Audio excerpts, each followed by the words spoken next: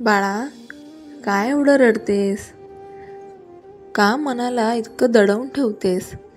मला ठाऊक आहे, तुझं मन खूप दुखावलंय. स्वप्न मोडलीत, लोकांनी मोडलंय आणि तू एकटी बसून विचार करतेस, हे आयुष्य माझ्यासोबत का असं करते? आज तुला वाटतंय तू हरली आहेस. आज तुला वाटतंय तुझ्याकडून काही होणार नाही. पण बाळा, लक्षात ठेव, हा तुझा शेवट नाही. हा तर तुझ्या नवीन सुरुवातीचा आरंभ आहे. तुला आठवतं का, जेव्हा तू लहान होतीस, पहिल्यांदा चालायला शिकताना किती वेळा पडलीस? पण प्रत्येक वेळी पडल्यावर उठलीस ना. म्हणूनच आज तू चाल, धाव. आजचं आयुष्यही तसंच आहे. पडायचं आहे, शिकायचं आहे आणि पुन्हा उभं राहायचं आहे. लोक तुला कमी लेखतील, कधी हसतील, कधी बोलतील, तुझं होणार नाही. पण बाळा, लोकांचं काम बोलणं आहे. तुझं काम आहे त्यांच्या शब्दांकडे दुर्लक्ष करून तुझ्या स्वप्नांवर विश्वास ठेवणं. आज तुला पैशाची कमी आहे, माणसाची साथ नाही.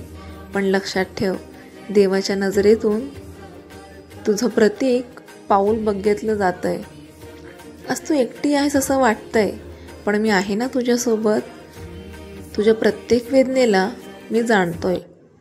बाळा, अपयश म्हणजे पराभव नाही, तो तर विजयाकडे जाण्याचा एक टप्पा आहे. आजचं अपयश उद्याच्या यशाचं पायाभूत कारण असतं. तू पडलीस म्हणून लोकांनी हसावं, पण एक दिवस हीच लोक, हेच जग तुला सलाम करणार आहे. तुझ्या डोळ्यातले अश्रू मी बघतोय. तुझ्या मनातले ओरड न होणारे प्रश्न मला ऐकू येतात. तुला वाटतंय मी एकटी आहे, पण बाळा, मी सांगतो, तू एकटी नाहीस. मी आहे तुझ्यासोबत प्रत्येक क्षणी.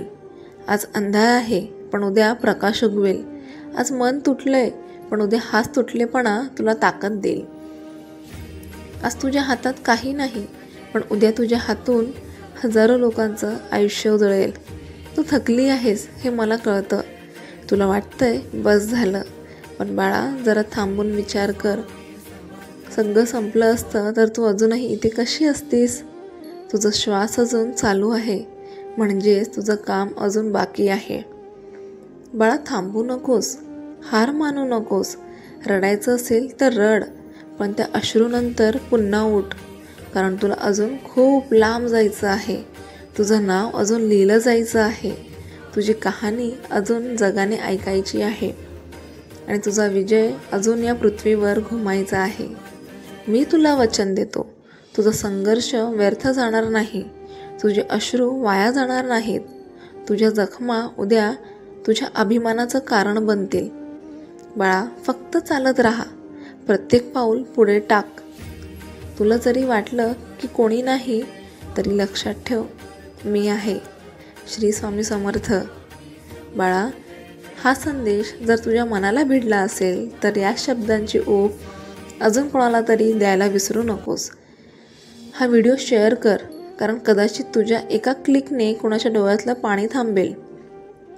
आणि अजून अशा प्रेरणादायी गोष्टी ऐकायच्या असतील तर आमच्या चॅनलला सबस्क्राईब करा आणि बेल वाजवा, जेणेकरून पुढच्या प्रत्येक शब्दात तुला पुन्हा स्वामींचा आधार मिळेल.